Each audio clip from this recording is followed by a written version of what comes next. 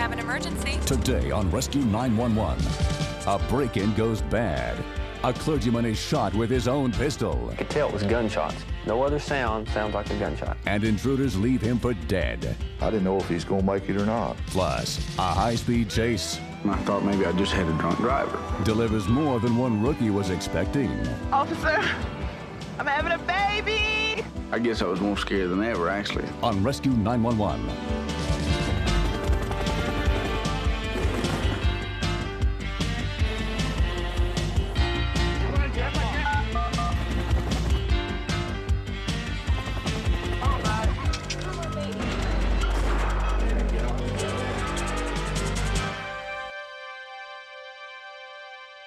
Three times a week, Pastor Dale Osmond visited nursing homes and hospitals in and around Somerset, Kentucky, spending time with ailing members of his congregation.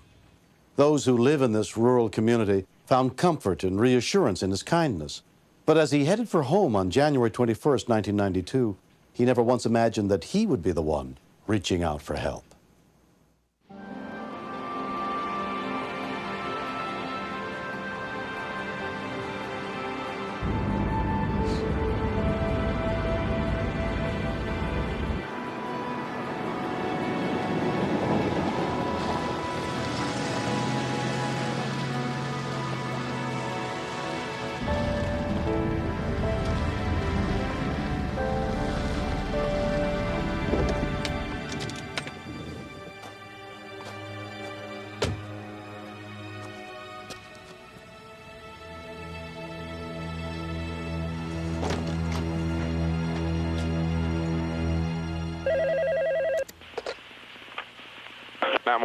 This is Brother Osmond. Someone broke into my house. The call came in to Somerset Pulaski County Dispatcher Randy Tarter.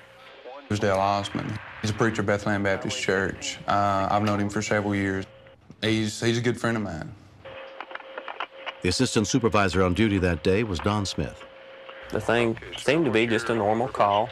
He had all of his information down well and appeared to be just a residential burglary. Okay, sir. What's your phone number, please? Wait a minute. 13, wait a minute.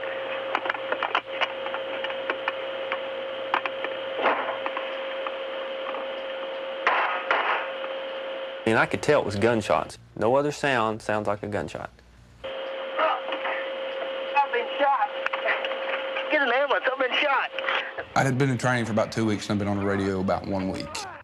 Yeah, I was shaky. I was shaky because that was one of the first major calls that I'd ever taken. Don took over the call. Sir? Yeah. I need to get some more information from you. Where were you shot at? In the leg. Who shot you? I don't know who he was. He come up the steps of the basement. Oh. Is there anyone there with you? No. Okay, can you get to a towel or something to try to stop the bleeding? Oh, I can't move. My legs kill me. Okay, let me talk to the ambulance just a minute. You stay on the line with me, okay? Mr. Osmond lived 15 to 20 minutes from our base. Now, this is not 15 or 20 minutes as you and I would get in our Sunday vehicle and drive. This is 15 minutes running wide open as fast as you can go in an ambulance. What's your traffic? My route signal 4. Can you tell me what you were shot with? It's my old gun. Go ahead. What caliber? It's a 22. Oh. Call my neighbors. Get somebody over here to help me. He asked me to call his neighbor, but from day one in dispatching, you're taught if you have a critical caller, never hang up.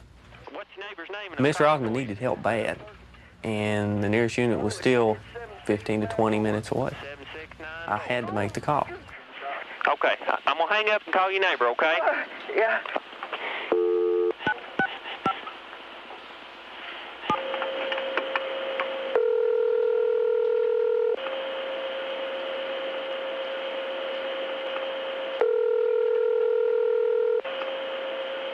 I never made connection with his neighbor.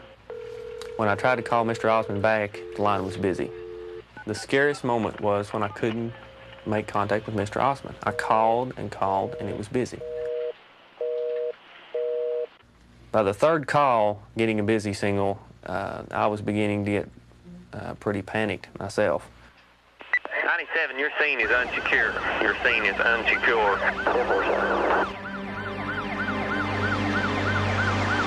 when we continue. He was in a lot of pain. His left leg had really swollen a lot. I felt like that it must have hit a big artery. I didn't know if he's going to make it or not.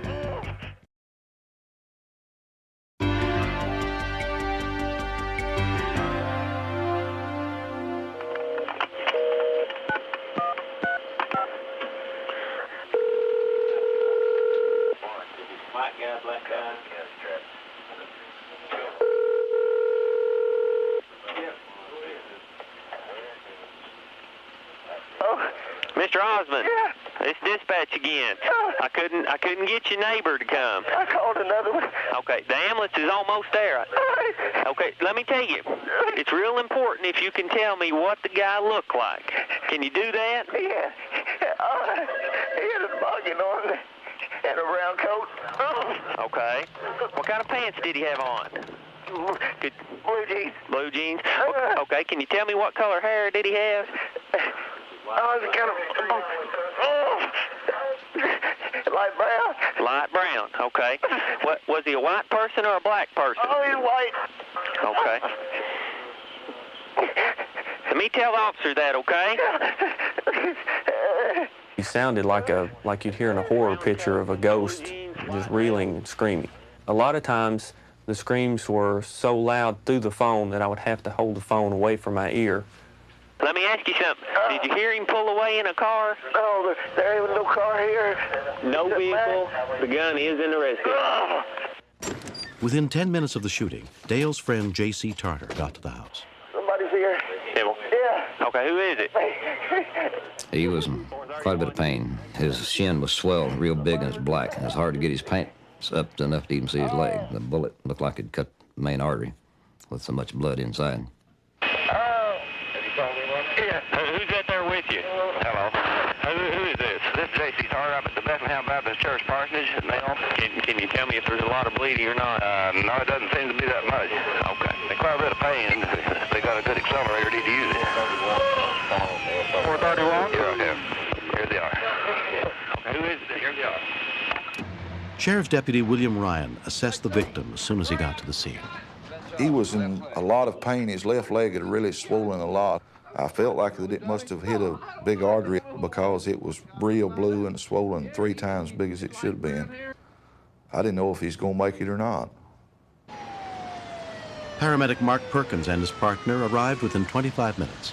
The first thing I noticed when I got out of the ambulance, I could hear the patient screaming, and we were about halfway down the driveway from the house. .22 caliber weapon is one of the most dangerous handguns. It's a low-velocity weapon. A 9mm will go through the human body, while a .22 will stay in the human body and bounce around. So I've got to worry about the bleeding of the patient, the bones, and just how much damage this thing has done. I was concerned about the limb, but not as concerned as I was about the whole life. The leg would be a bonus if we could save it, but we needed to save him. Because the nearest major trauma center was more than 80 miles away in Lexington, Dale was taken to the local hospital. At Lake Cumberland Regional Hospital, he was examined by a team of doctors, including surgeons Keith Sinclair and Don Brown. It was almost as if the bullet had eyes to go to the worst part, because he hit the artery right where it branches off in 3 places. Mr. Osmond, I'm Dr. Sinclair. I'm one of the general surgeons here. From a single shot like that, I don't think it could have done any more damage. There really wasn't anything which it hadn't broken. The bullet had tumbled. It had taken out the artery supplying the lower leg, the nerve supplying the sensation to the foot, and one of the bones. I've seen patients like Dale with injuries to lower extremities not only lose their legs from such injuries, but also die. As Dale was rushed into surgery, his wife Brenda was left to cope with the uncertainty. Thanks a lot. A couple of my friends, you know, we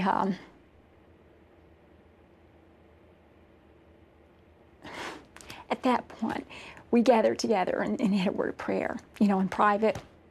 And after that, I felt better. I felt like regardless of what, regardless if Dale's leg did have to go below the knee or whatever, you know, that we could make it and be fine.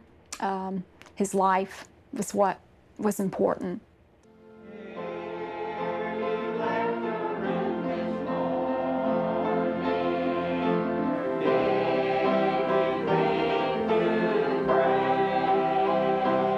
I've been blessed in a lot of different ways. After I was discharged from the hospital, I asked my own physician what would have happened if they'd flown me to Lexington by helicopter that day. And he said, no doubt I would have lost my leg, and I may have lost my life. So I was really thankful to the Lord, really, just to be alive and to be able to still carry out what God had called me to do. 5 days after I was released from the hospital, I performed the wedding of my son and my youngest daughter in a double wedding ceremony. I always cry at weddings, but this was especially important because God had been good enough to me to spare my life where I could do it. He said he was small for his age. The doctors are telling him he's big for his age. Mom said he was 14 years old. Oh. If anyone comes home and finds that their home has been burglarized, they should not go in the residence. They should go to a neighbor's house or to a friend's house and summons for help. I always thought if someone was in my home that it wouldn't be any problem for me to shoot them. But I found out I couldn't shoot another human being. I made a mistake. I made two mistakes. Number one, I picked up my own weapon. Number two is I should not have entered the house to begin with. The young suspect was subsequently arrested and found guilty of burglary and assault, but in response to Dale's request, was only sentenced to 5 years probation. Ever since I've been a pastor, I've been trying to help people. I did not think prison would help this young man. If I tell a lie, it not only affects me, it affects my wife and it affects my children.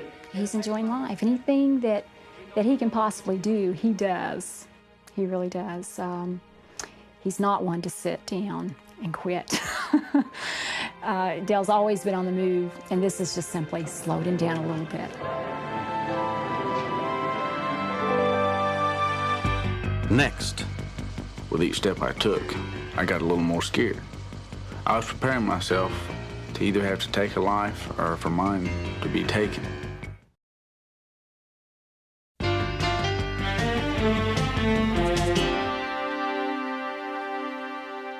September 6, 1993, had been an uneventful night on police officer Christopher Lewis's beat in the rural community of Conway, Arkansas. As his shift was winding down, the stillness of the pre-dawn hours was suddenly shattered, and he was forced to resort to tactics they never taught in the police academy.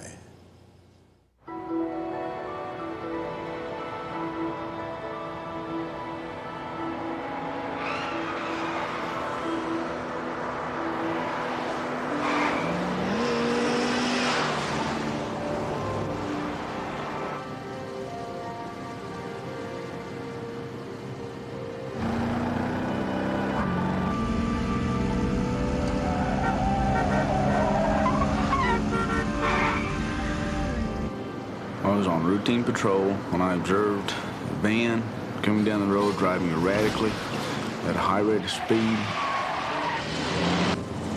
I fell in behind the van, turned on the blue lights, and tried to initiate a stop. At that point, I thought maybe I just had a drunk driver. Usually when you fall in behind an intoxicated driver, they try to straighten up, not try to show that they've been drinking. The van did not slow down at all. They seemed to react to me turning on the blue lights, and rather than trying to straighten up, they were trying to get away, as though it wanted to get away at any cost.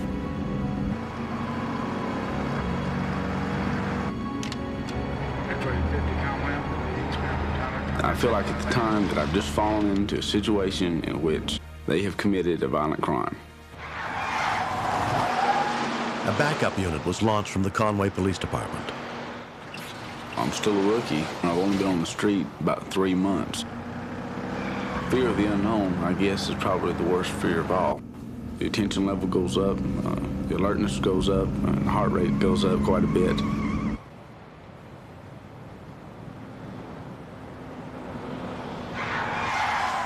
All of a sudden, the van comes to an abrupt stop.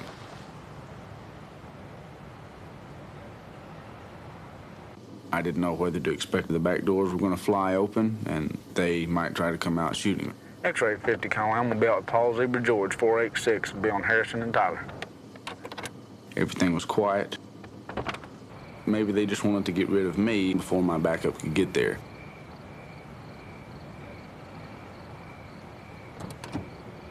Stay in the vehicle. Stay in the vehicle. At this point, I hear moans coming from inside the van. And the first thing that goes through my mind is a hostage situation. With each step I took, I got a little more scared. I was preparing myself to either have to take a life or for mine to be taken.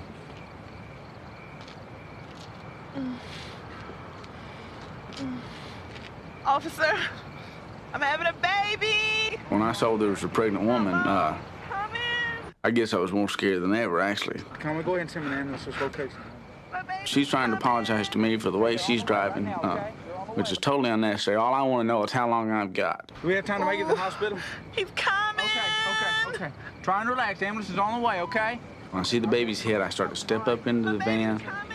The only place for me to get is on the steering wheel, so I position my butt on the steering wheel of the van to catch the baby when it comes out. Okay, go ahead and push for me, okay? It's starting to come. We spend a lot of time and training on what to do in a violent situation, very little on what to do in a situation like this. I've got his head now.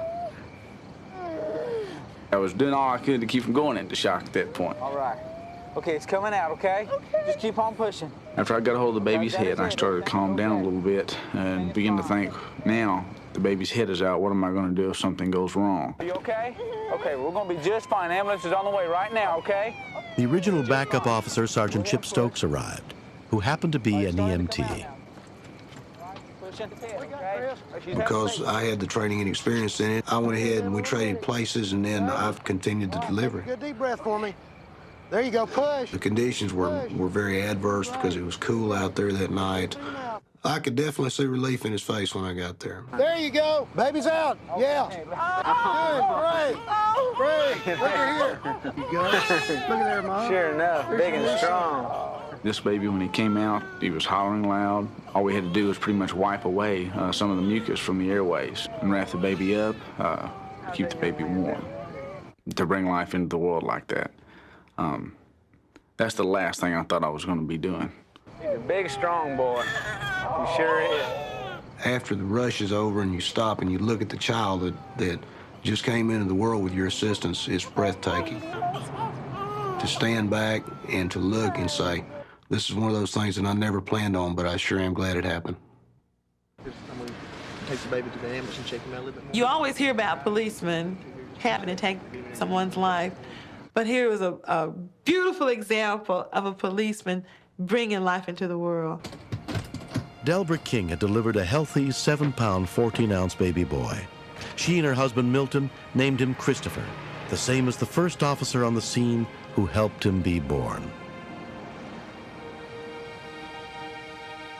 When Delbert went into labor with her 8th child, she'd thought she could make it to the hospital in time. My husband's at work, and I didn't think about calling anybody else at 5:30 in the morning. I just felt like I could do it. What is it? Turn around, you do. When I heard the 2 police officers had delivered the baby, I thought that was pretty wild. Because, well, who would think that would ever happen to my wife, you know? But it did, and I'm glad that they were there. I give great gratitude to both of them. Recently, Delbert's whole family got a chance to meet the 2 officers who helped deliver baby Christopher. The feeling of delivering a child is like nothing else in the world. It's exciting to see her with the baby. They're so happy together, and you can't help but feel like you're part of that when you were there with the birthing experience to bring him into the world. It's just great to see him doing fine. Let me see if I can hold him again. This isn't the first time. Police get a lot of negative press. They get a lot of negative situations that they encounter. And to be involved in something that's so positive and to make such a difference in somebody's life is really great. To bring a life into the world like that, it's something that I definitely want to experience as far as having a baby of my own. I look forward to it. I don't think I'll be the one to deliver it, but I do look forward to it.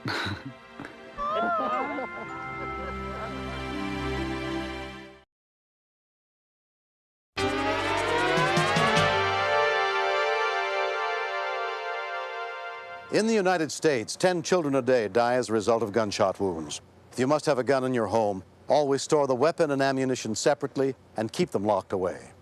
This series is dedicated to all the men and women who choose to get involved when a life is at stake. I'm William Shatner. Join us again next week for more true stories on Rescue 911.